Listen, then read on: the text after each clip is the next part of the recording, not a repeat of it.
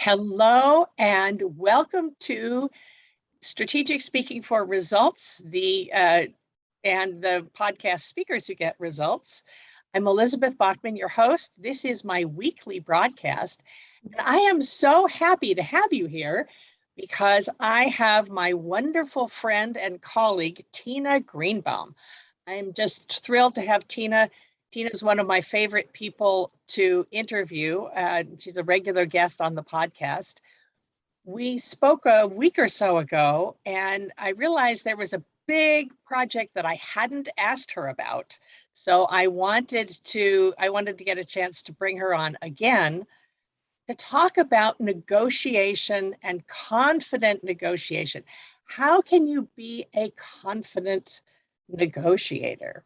So Tina, welcome. Well, thank you, Elizabeth. As always, we always have so much fun. Welcome back. Yes, let me quickly do the official bio, which is that Tina Greenbaum is the founder and CEO of Mastery Under Pressure, a management coaching program for high-performing executives who need to refine and master their interpersonal and interdepartmental skills.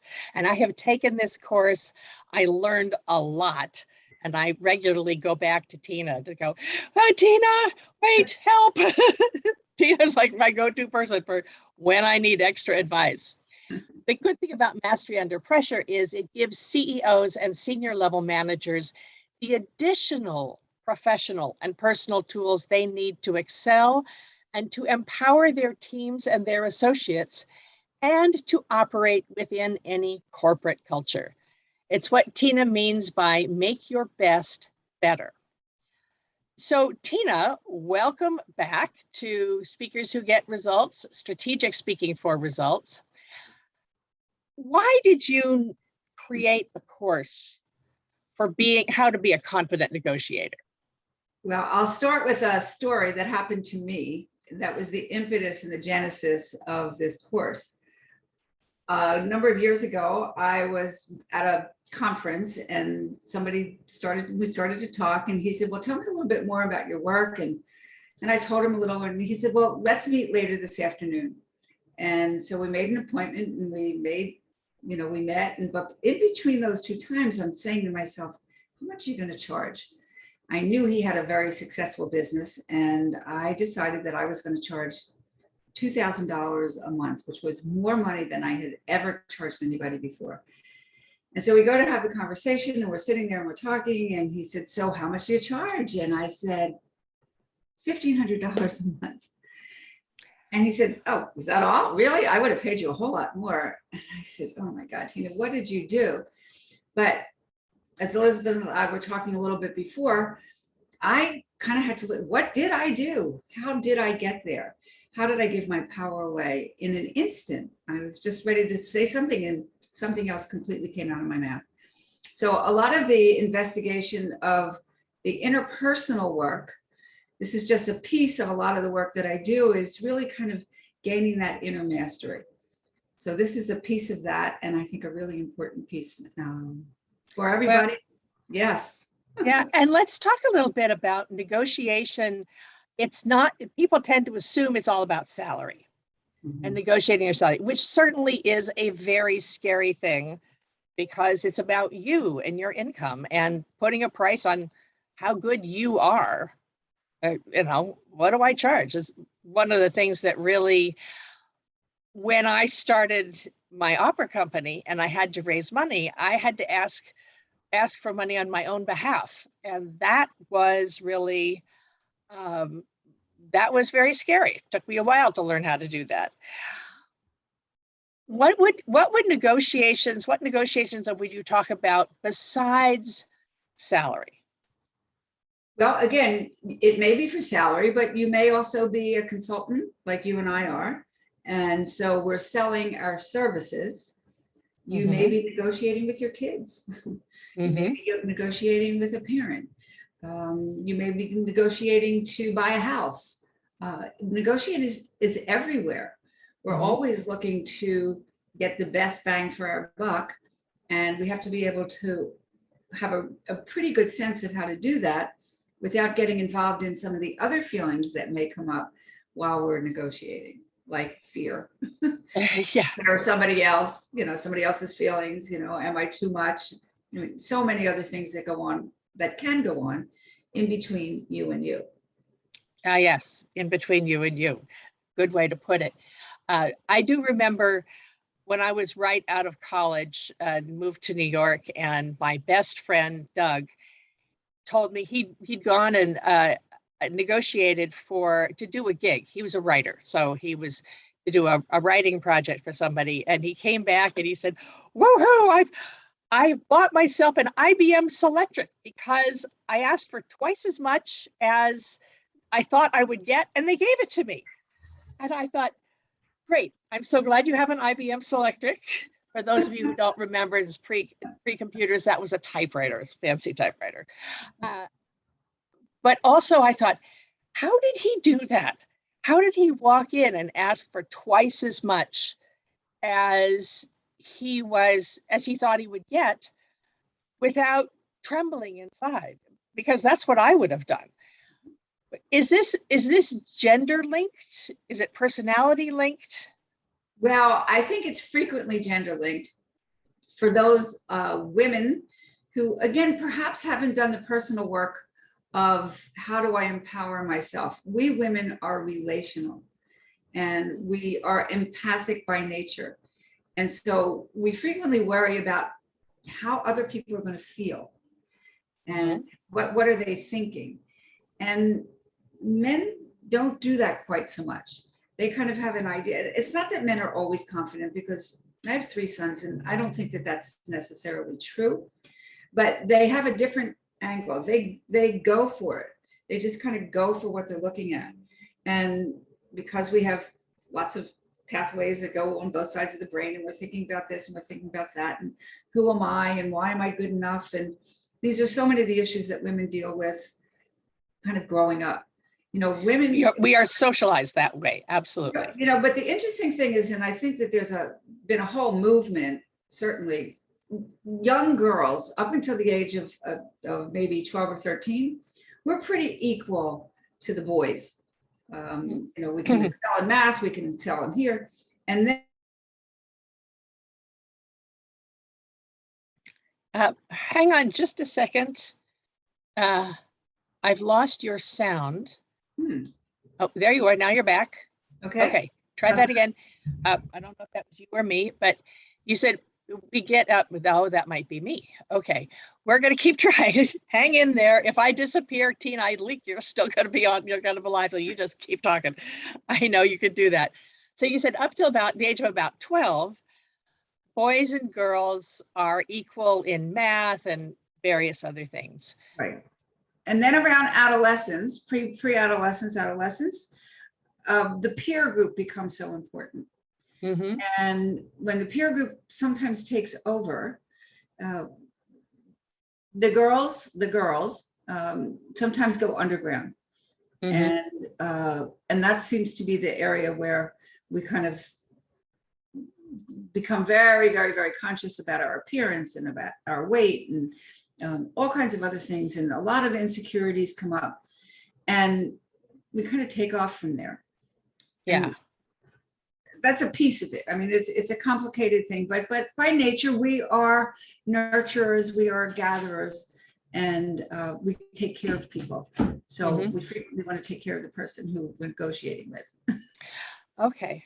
I have never actually thought of that. I always thought as the big reframe I found, and I found that in speaking, is I always thought if I was going in and offering something and then asking them to invest in themselves through me, I would be taking something from the client, as opposed to offering them a gift, that my services are a gift, and this is a gift that they are going to value more if they invest in. Right. Yeah. So again, that's the reframe that I use now at my age. I certainly couldn't do that in my 20s. No. And that's really why people hate salespeople. Because when we come from a place of desperation, and I talk about this in the course, when you come from a place of desperation, whether you say it or not, people can pick it up. And it's like, I need you. I need the sale. I need the salary. And it feels yucky and sticky.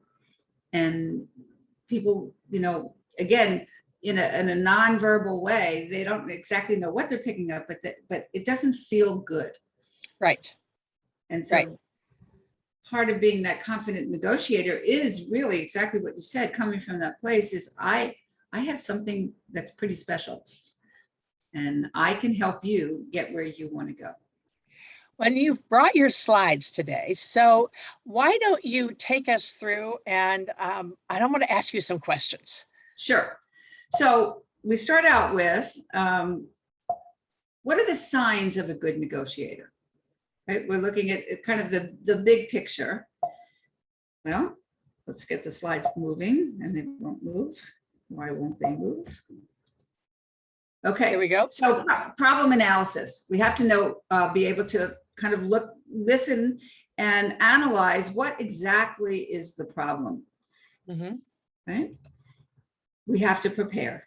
And we're going to talk a lot more about that. And, I go into that in great detail in this Confident Negotiator course. You have to be an active listener. Actually, I call myself a professional listener because that's what I am. And it is a skill that you can hone and really, really grow into so that people actually will want to hear what you have to say. Emotional control. This is the other area that is incredibly important, because if you're negotiating from that place that feels desperate and you cannot control it, you may feel it, but you want to make sure that the other person doesn't feel it too. So we have to know how to control ourselves. Verbal communication, being a good communicator, not a lot of uhs and ums. And so again, that has a lot to do with confidence, that you are a speaker that can speak from, energetically, and that you know what you're talking about. And if you're part of a team and you're collaborating as a team, you have to be able to be a good team member and work together as a team. And the problem solving goes pretty well with the problem analysis. I can analyze the problem and I know how to solve it. And when the other person on the other side knows and really feels that you are the answer, this is a huge key to getting the position that you want. You have to be able to make decisions quickly. Negotiations move quickly. Somebody may shift and then you have to tweak yourself. So you have to be very present and not lost in some other thought about what you thought you were going to say about 10 minutes before. You have to be together with that. Interpersonal skills. Again, a good negotiator has somewhat of a poker face, but they also can be warm at the same time. They can make eye contact. They can let you know that I care about you. I care about what it is that you're doing and that we're working on. And the ethics and reliability, I think, speaks for itself. So in the work that I do and the course that I'm working on is preparation, active listening, and emotional control are the three areas that are perhaps a little bit different than most negotiating courses, because I'm not going to teach you all about the negotiation. It's really how to be confident when you're negotiating. I love that. So the details of the deal may always be different, but Exactly. it's what we're doing inside that matters. Which is why, of course, you come to Tina, who is a trained therapist, and do all of that. So where do we start? Well, we start with preparation. Let's see. Okay, so for every sale, again, whether you're selling your services, whether you're selling yourself, whatever is it that you're selling, there's some really great things to think about. People buy on emotion and they justify with logic. So what does that mean? One of my favorite examples is when I was looking for a new house. Over the years that I was married to the person I was married to, we liked real estate. And we were always thinking about moving. So we'd love to go in and look at houses. And I would go into a house and I would feel excited. Like I could see myself there. And early on, I would turn around and say to my husband, "Oh, I really like this place," you know, and he would just kind of look at me again with that poker face. And because he knew that my emotion was not necessarily the best way to buy a house. Mm-hmm. And he had a rule for himself that he would never make a major purchase unless he knew it was exactly what he had been looking for a long time. He would never make a major purchase without sleeping on it. Mm-hmm. Because once we get through the emotion, then we start to justify with logic. Mm-hmm. Does this make, financial sense? Can I afford it? All the other things that have to come in. And if you have a tendency to be ride on your emotions and be somewhat impulsive, sometimes we make some not so very good decisions. So this is a really huge. Oh, yes. The emotional decisions. Yes. How many of us have made emotional decisions right. and then turn around and say, excuse me. So your job is to identify the problems that the person in front of you has and the desired outcome that they want. So this is what we call, in sales, they call the gap. The gap between, and the bigger the gap, here it is, the bigger the gap, the greater the possibility how you can insert yourself as the person who can actually be that one that can give them the outcome that they desire. Actually, this would be a good place to interject. I'd love to hear your definition of the relationship between negotiation and sales, because this is indeed sales. That's right. So if you walk into a store and there's a price tag on something, particularly in our culture, we don't negotiate. Mm-hmm. It's, it's $100. It's $100. You can buy it or not. Mm-hmm.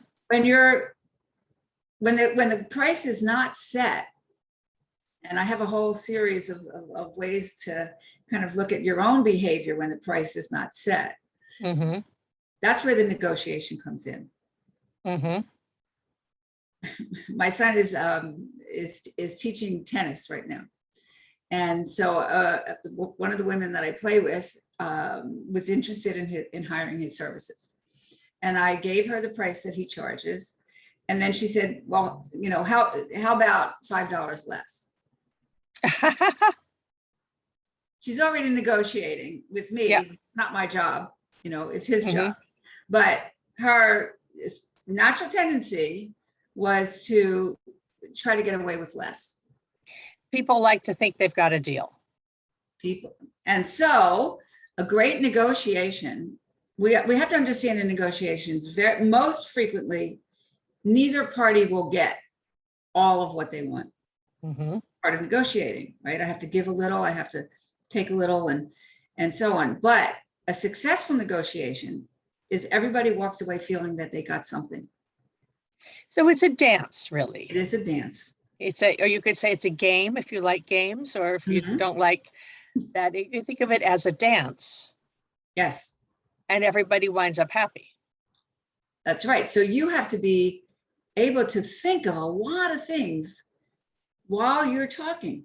Mm-hmm. What's really going on? What am I willing to do? And this gets into more of some of the skill around this. Know where you're going to start the negotiation. Uh-huh. Yes. Okay? And just like what you talked about your friend Doug, he was willing to come in high. Mm-hmm. And my son and I, one of my sons and I, we watched a negotiation course, and the guy was English, and he kept talking. He said, "Just wait for them to go." He called it the flinch. Uh-huh. Oh my God, that's too much. And he said, when you come in there, that you're coming in high, and now this is a good place to start. Mm-hmm. When they go, "Oh my God, I can't ever afford that." Mm-hmm. They're not willing to afford it, or maybe they can afford it. And your job again, in the sales and negotiation, is to be able to handle the objections that people come up with. Mm-hmm. It's another skill. Right. So know where you're going to start the negotiation. So mm-hmm. let's just say, if I go back to that example of my first negotiation with this guy, let's just say I had wanted to end up at $2,000. Mm-hmm. So I could have and should have started it at 2,500. Right. Right. Knowing full well that there was a possibility that he was going to take it just as, okay, that's what she charges, Mm-hmm. or that he would attempt to, well, could you do it for a little less? I like to think of the high range of price as when I'm quoting a price. I like to think of the high range as more money than they want to pay and more work that I want to do, but I'll take it if they say yes. Well, there you go. Yeah. So and then actually the low range is less money than I want to get and less results, less, not really as much as they really want to get, as they need. right. So that between the two of them, you get to the middle, which is where I really think is the price I'm really expecting. Right. Which is where most people end up. Mm-hmm. If you remember, you and I took a course together, and there was the suggestion that you have gold, silver, and platinum. Yeah. Right. Whatever the colors were, medium, the low, medium, and high. Mm-hmm. So in general, when you have those options, some people will take the low, a few people will take the high, but most people will take the middle because they feel like they're getting enough.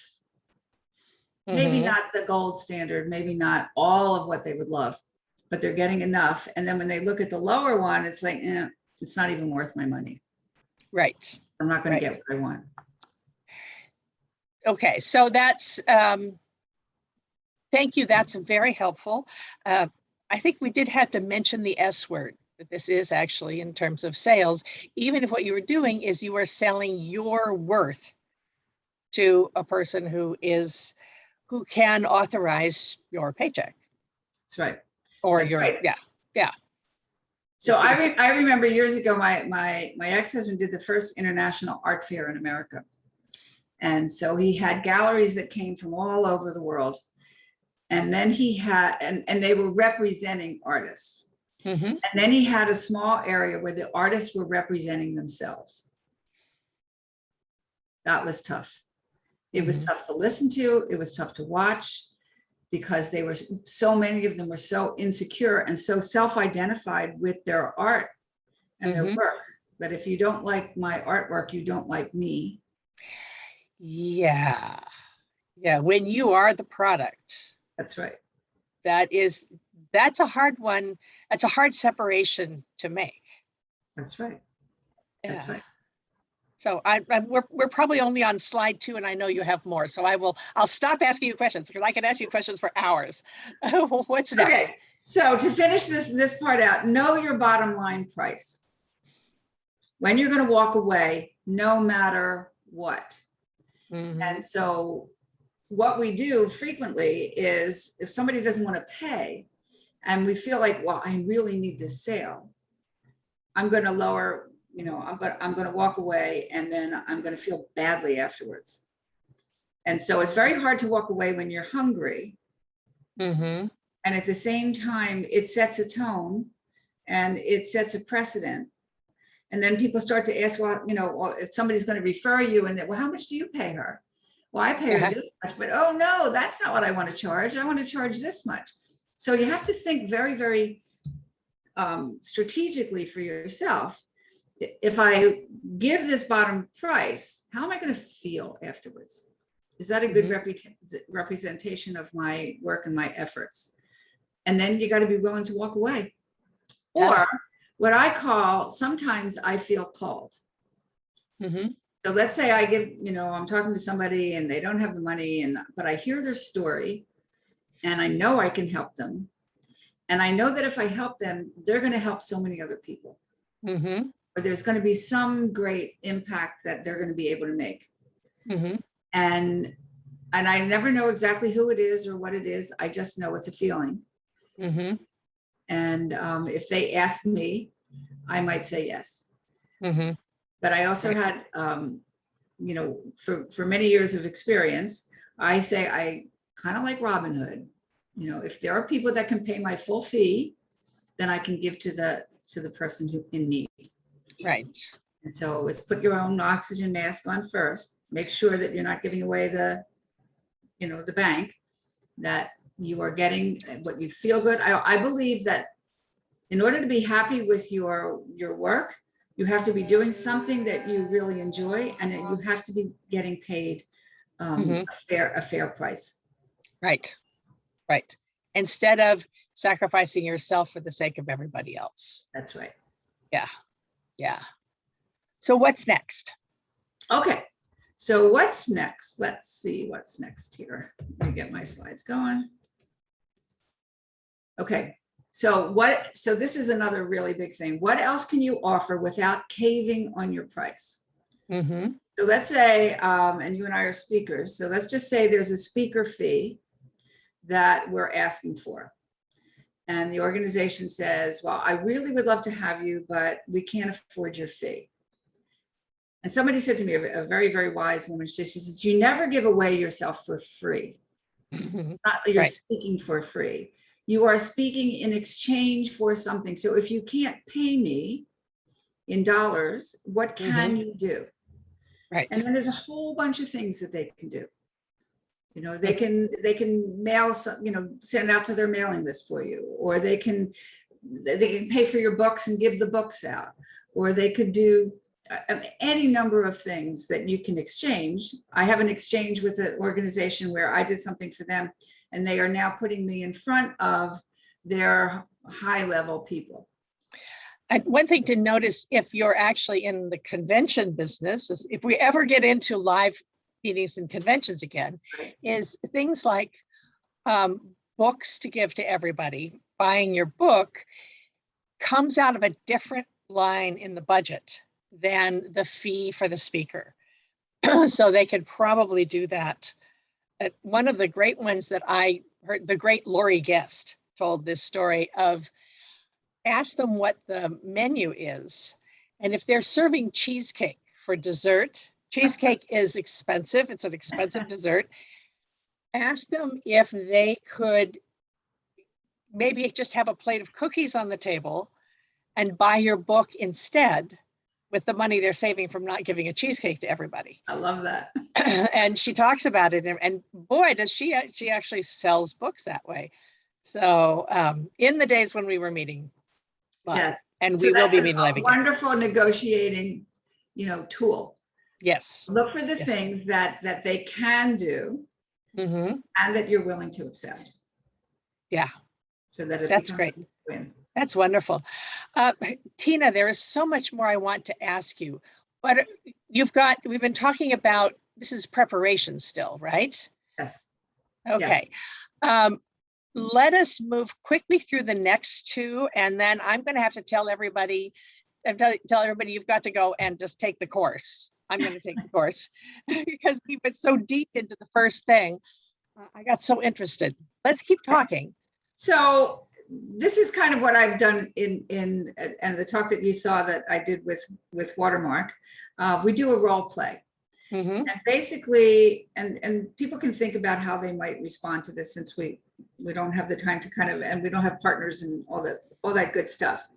But let's imagine that you are negotiating with somebody and you know that they don't really have very much money, but you know that you can help them. So again, when we have a way to do this, what does it feel like? Where does your mind go when you are selling yourself and you know that person really doesn't have money? And would it be thinking about where do we feel it in the body as well? Because that's a big part of what you teach, I know. That is a big part. And that's where we get into the emotional control of starting to recognize how your body speaks to you. And it gives you information. Okay. And so again, in that, just things that you and I are talking about, I'll go back again to that original story when I was talking to this guy about what I was going to charge him. And this was the most money that I ever charged anybody ever. I was nervous. I was anxious. And I didn't handle it. I mean, he didn't know the difference, and that was the good news, but I knew the difference. And had I known what I know now, and followed my own advice, Yes. I would have been better prepared, and I would have been able to hold on to myself in a way that I didn't. So if you're negotiating with someone you really know you can help, but they really can't afford you, where does that, how you feel in that? Right. Well, again, are you going to give it away? Are you going to get it? Your empathy is so great that you will kind of give something that afterwards you're going to be sorry. Mm-hmm. Or are you going to hold a boundary? Mm-hmm. I remember there was a gal at a conference that I went to, and she was the workshop leader, and she had her book and all this stuff. And I really would have loved to work with her. And I asked her how much money she charged. And at the time she said it was $500 an hour.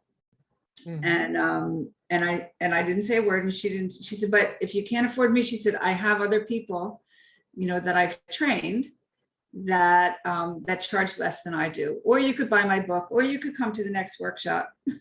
Uh-huh. And she didn't blink. Yeah. Right. So that was just a great model for me to kind of put some of those pieces together that we just talked about. And one of the things that have been very helpful for me is whenever I'm raising my prices, I start saying it to lots of people.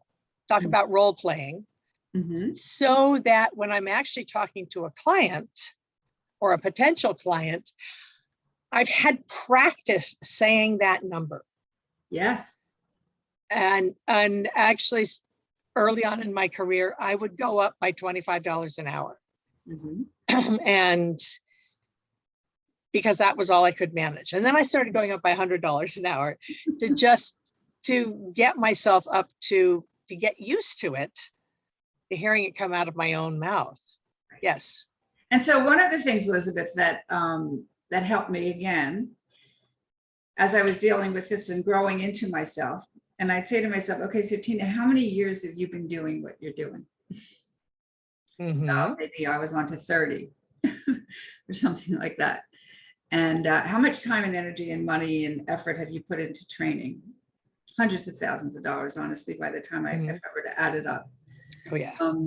Do you think you're worth it?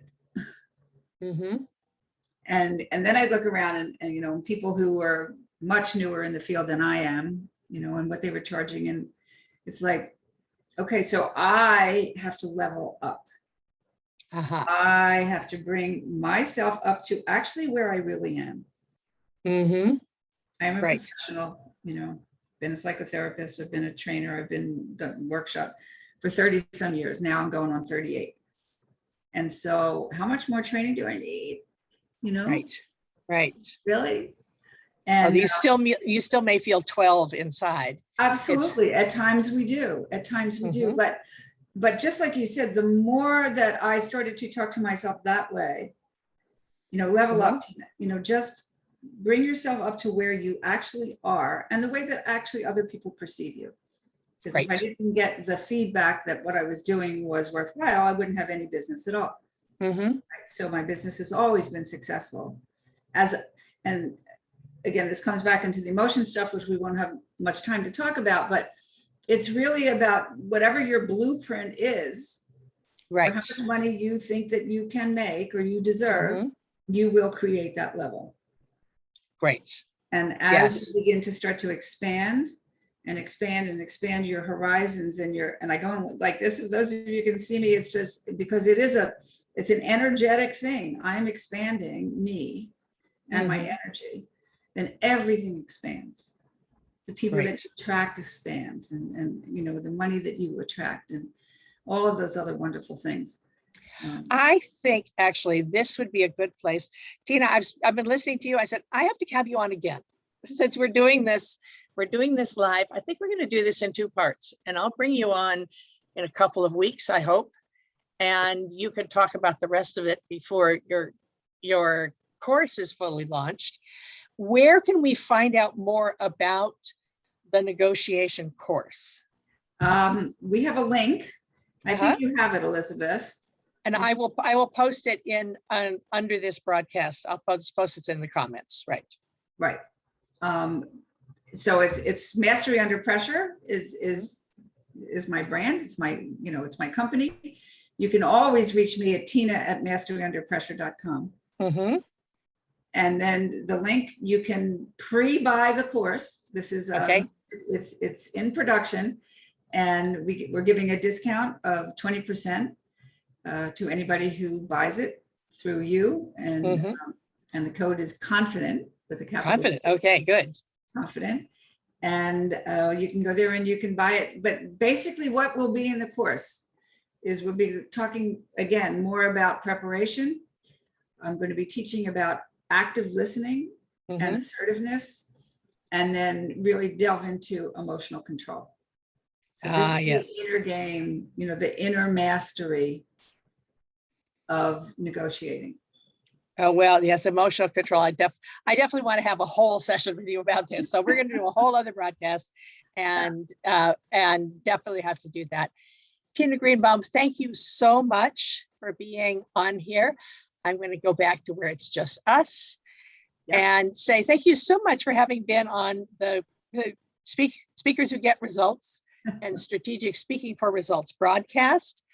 I'm Elizabeth Bachman, your host.